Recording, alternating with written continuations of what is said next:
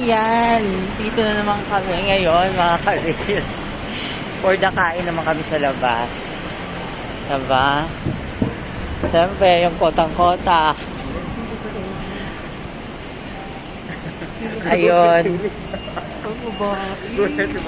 Nagulat siya. Akala niya babae yung kasama nagsalita.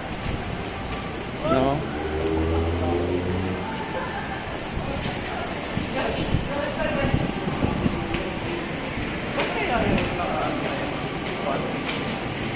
Ayan, dahil hindi pa marunong gumamit ng cellphone yung may cellphone dyan, no? Hindi pa daw niya alam kung paano yung screenshot.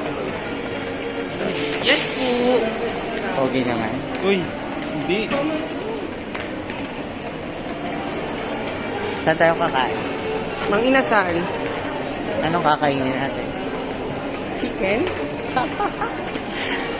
Tiyan mo